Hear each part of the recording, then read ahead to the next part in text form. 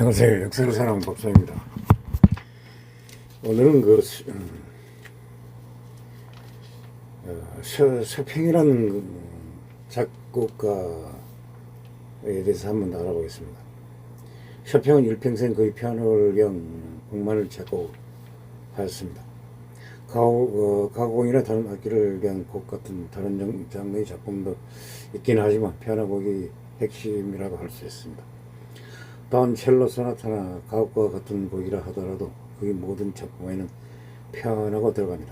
당대는 낭만주의 음악의 시대였음에도 서평은 자신의 음악이 낭만주의로 평가되는 것을 좋아하지 않았다고 합니다. 심지어 초기에는 몇몇 사람들에게 낭만주의자로서 인정받지 못하였습니다.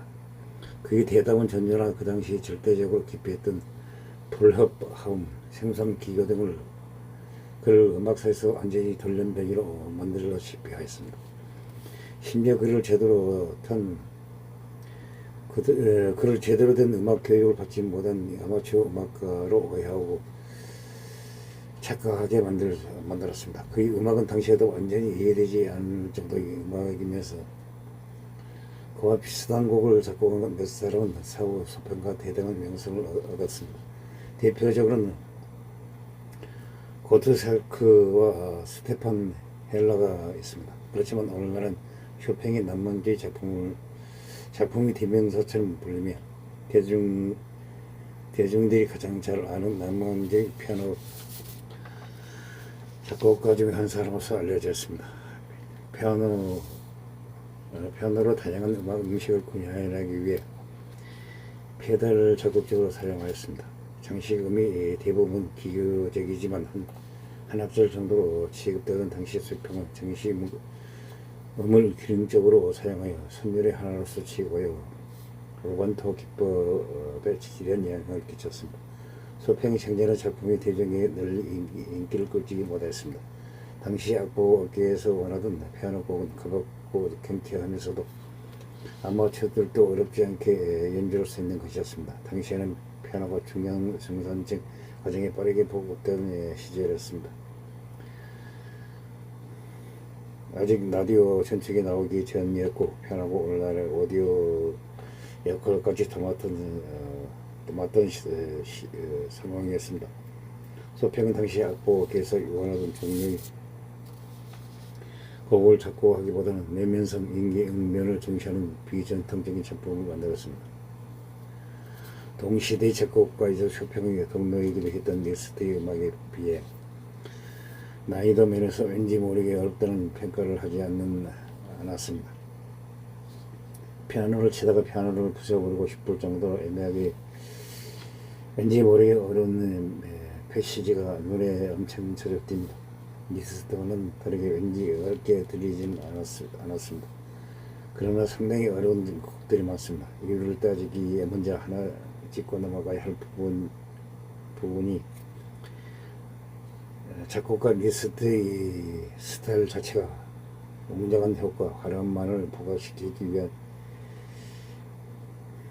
악절들을 상당히 많이 썼다는 것입니다. 나쁘게 말하면 곡 전체에 있어서 안 써도 될 부분을 남발했다는 점이라고 볼 수 있습니다.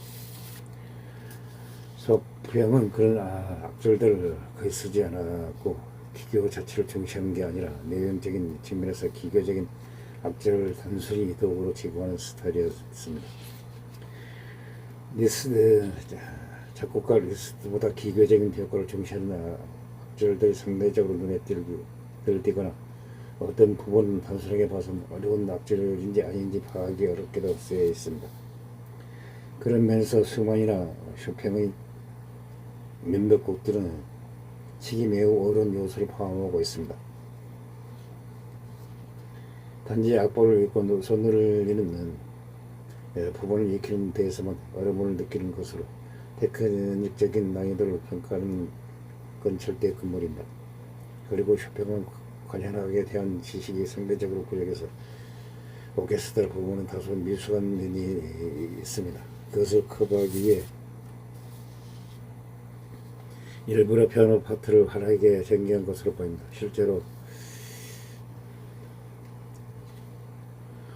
돈반 전이 변주곡, 일개 협주곡 등에서 근면을 찾아볼 수 있습니다.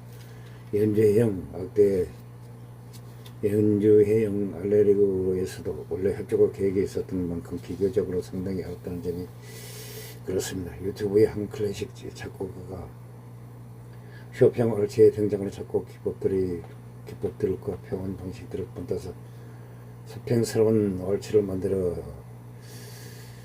헌정한 적이 있습니다. 서평 음악 세계에서의 여러 구성 요소들을 시각적으로 소개하고 있습니다. 쇼팽은 자신의 일생 동안 바흐와 모차르트를 가장 존경하였다고 합니다. 세계 음악사상 가장 위대한 작곡가인 바흐와 모차르트가 작곡한 곡의 치밀함과 완성도처럼 쇼팽의 곡도 구조적으로 쌓임새가 있고 하나님이라 들리시 틀렸다는 티가 바로 나고 있습니다. 바흐의 아주 완벽한 음악 체계를 자신의 음악으로 끌고 와서 새로운 피아노 테크닉을 만들어냈습니다. 오죽하면 자신의 제자들에게 손가락 연습을 하려면 바흐의 곡을 통해 테크닉을 기르라고 하였습니다. 모차르트의 영향도 이해 못지 않았습니다. 모차르트의 오페라 돈 저반에 나오는 이중천 내게 손을 주라 이런 곡을 자신이 피아노 변주곡으로 새롭게 작곡하였습니다. 모차르트의 완벽하고 천재적인 음악성은 쇼팽의 피아노 창작에도 많은 영향을 미쳤습니다.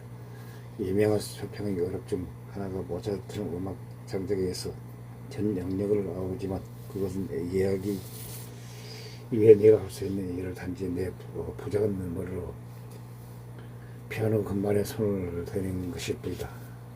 또한 자신의 창작의 시기에 반드시 하나의 곡말을 꼭 연주해달라고 지인들에게 사실상 이혼을 하였습니다. 그 곡이 바로 모차르트의 레퀴엠입니다. 쇼팽이 죽고 나서 약 3,000여 명이 장례식에 참석하였습니다. 그 가운데서 모차르트의 레퀴엠이 연주됐습니다. 그만큼 쇼팽은 음악 창작과 자신의 일생에 있어 바흐와 모차르트의 영향을 많이 받았습니다. 그의 연습곡에서 볼 수 있듯이 과거의 곡과는 거의 완전히 다른 기법과 기교를 사용하였습니다. 그 세대식 교육을 받게 되지만 훌륭한 예술가였던 머실레스는 한때 그의 연습곡을 쳐다보곤 기계적으로 어렵고 비예술적인 부분에서 나의 손가락은 들어가지 않았다라고 말하였습니다. 그러나 쇼팽은 그 곡을 자신이 직접 연주하면서 악기로서의 피아노 연주 방식을 고려하지 않아 불가능해 보이는 부분에 비예술적으로 보이는 부분이 어떤 식으로 가능하게 연주할 수 있고 비예술적인 부분이 아니라는 걸 증명해 보였습니다. 모실레스는 쇼팽이 연주하는 그의 곡을 듣고 다시 한번 전적으로 그의 곡을 인정하였습니다.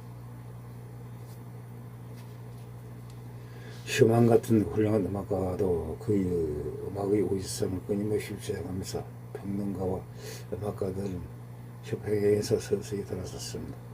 이후 그가 완성하고 제시한 테크닉은 리스트에 의해 보급되고 형성되어 금시에 낭만주의 중추 역할을 하게 되었습니다. 이후 그의 스타일은 스크라반, 라흐마니노프 등에 의해 응용되었습니다. 고도프스키는 거기에 기초를 독자적인 기술과 음악의 세계를 발전시키기도 하였습니다. 동시에 인성주의 작곡가는 러시아의 프로코피에프 등에 의해 피아노 테크닉은 다시 한번 큰 변화를 겪게 됩니다. 1846년이나 1847년 것으로 추정되는 나머지 한작은 훼손 상태가 심합니다. 2017년 1월 쇼팽 영우가 알렌퀴나가 1847년경으로 것으로 보이는 쇼팽 사진을 발견하였습니다. 9개월 뒤에 슬렌진스크라는 폴란드 화가가 1950년경에 그린 그림 일부분을 편집한 것으로 보입니다. 생전에 신라의 입담으로 유명하였다고 합니다. 워낙 타이르게 음악적 영향을 안 받기도 했고 깜깜하기도 하였습니다. 베를리오즈에 대해서는 잉크를 여기저기 튀기면서 자꾸 했더라고 합니다. 19세기 아이돌이나 다름없던 프란츠 리스트에 대해서는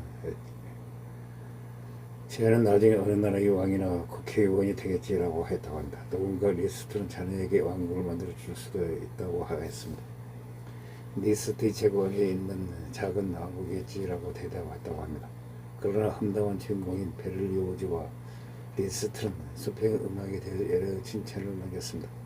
쇼팽을 기리기 위해 1927년에 시작돼 1955년도 5년 동안 한 번에 열리는 쇼팽 국제 피아노 콩쿠르가 있었습니다. 세계적으로 유명하며 굉장히 권위 있고 명망 있는 대회라서 우승하면 온 세계의 이름을 알리게 됩니다. 아르헤르치, 폴리니 부민 등이 이 대회에서 우승하였습니다. 유명한 피아니스트로 거듭났습니다. 임동혁, 임동민 경제는 2005년 이유 없는 공동 3위를 차지했습니다. 그리고 2015년 조성전이 2위를 하여 한국 최초로 1등을 차지했습니다. 쇼팽이 생전에 사용했던 피아노는 파렐렐 피아노로 현재는 없어진 브랜드입니다. 이 피아노의 특징은 페달을 발바닥에 떼었을 때 어느 정도의 그 효과가 유지된다는 것입니다. 따라서 생전에 그거 어디든 내꺼를 살리기 위해서는 연주 시 페달링을 좀 더 길게 할 필요가 있었습니다.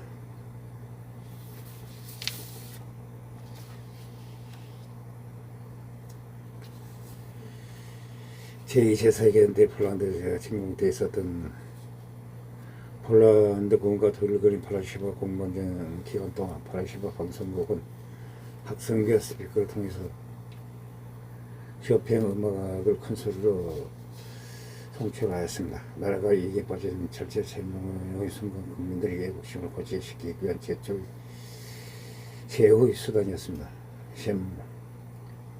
폴란드인들은 필사적으로 저항했지만 결국 파라시바는 독일군에게 점령하고 말았습니다. 그리고 파라시바 방송국으로 점령한 독일군은 파라시바가 독일의 지배에 들어갔다는 뜻에서 독일의 음악가 바그너의 곡을 송출하였습니다.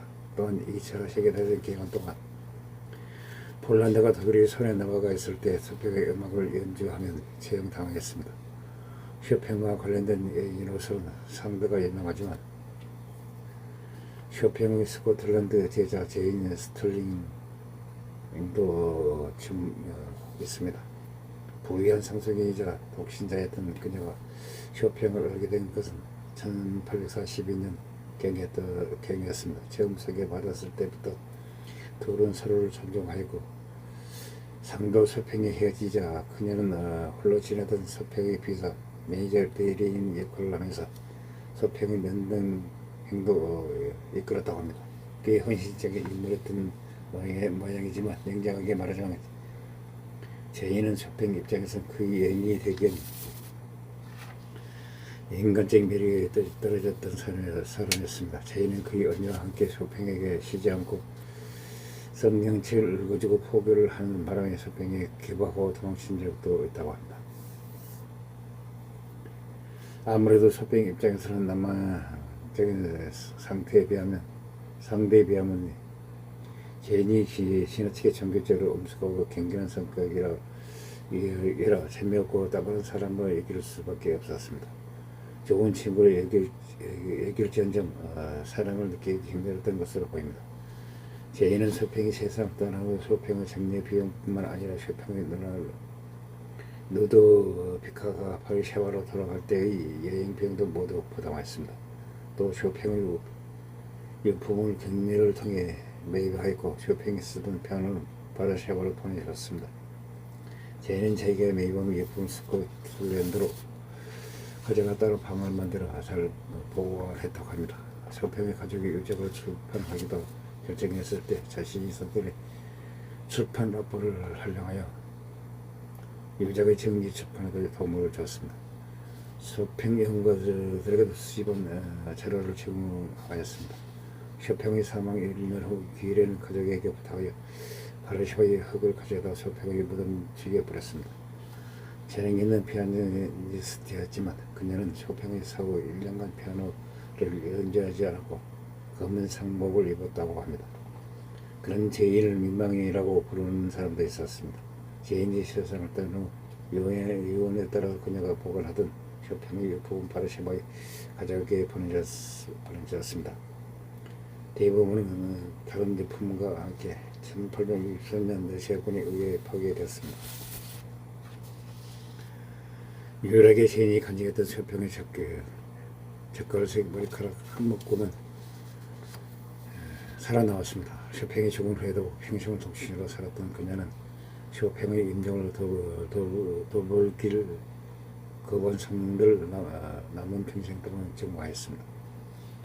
쇼팽의 시신은 프랑스 페르라시아에 묻혀 있지만 그의 심장은 폴란드 바르샤바성 십자가 성당에 연체되어 있습니다. 쇼팽의 시신에서 적출된 심장은 그의 너나인 누드바카가 그와 고향에 묻히고 싶다는 이 소원을 들어주기 위해 거국으로 가져와 폴란드 성 십자가 성당 기둥에 묻었습니다. 쇼팽은 1894년 빈장이 없는 상태로 프랑스 모지에 묻혔습니다.